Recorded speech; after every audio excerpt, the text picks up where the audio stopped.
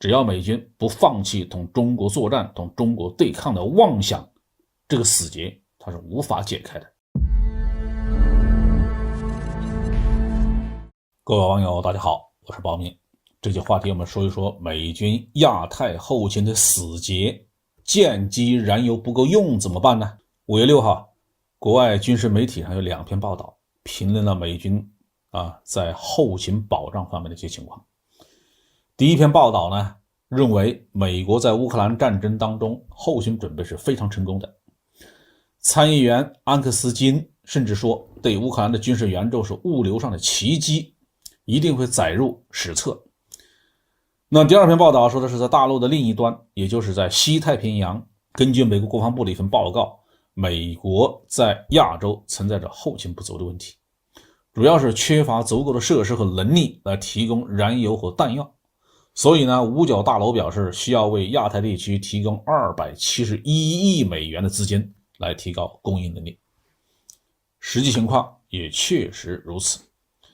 美国在欧洲的战争准备活动比较成功，基础设施比较完善，物资也比较充裕。但是在亚洲就不一样了。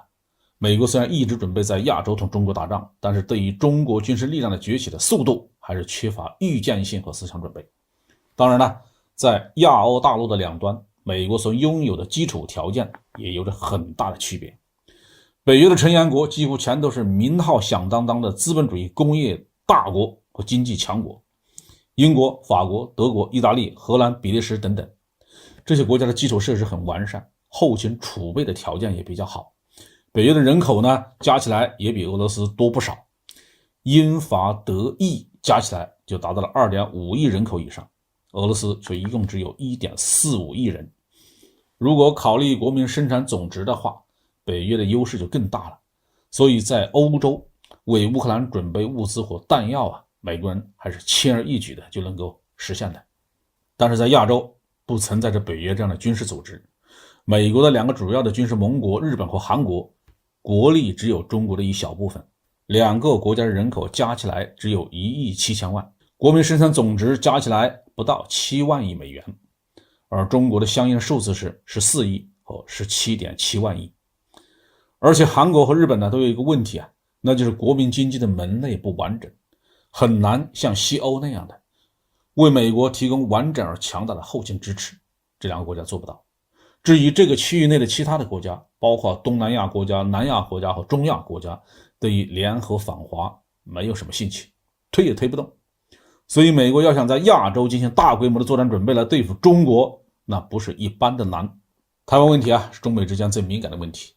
美国要是打算武力协防台湾，地面作战的成分不能说不存在，但是所占的比例肯定也不会太高，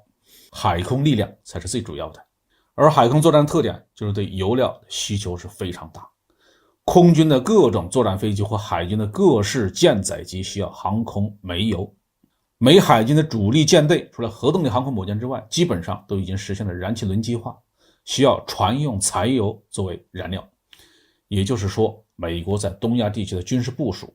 无论是战备之前还是武力的炫耀，乃至真的进入战争状态，只要部队一动起来，每天都要消耗天文数字的各种燃油和其他的油脂。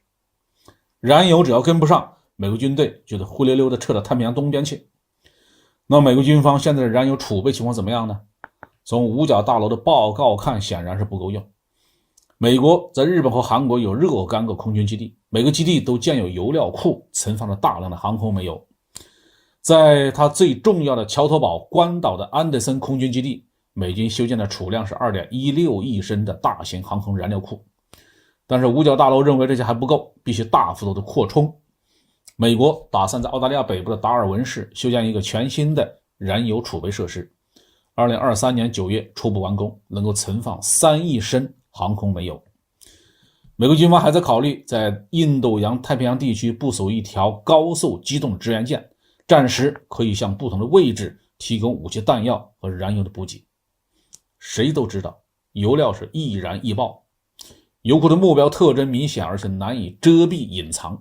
是一个极其脆弱的目标。美军为了准备同中国作战，不得不修建更多的燃料储备库，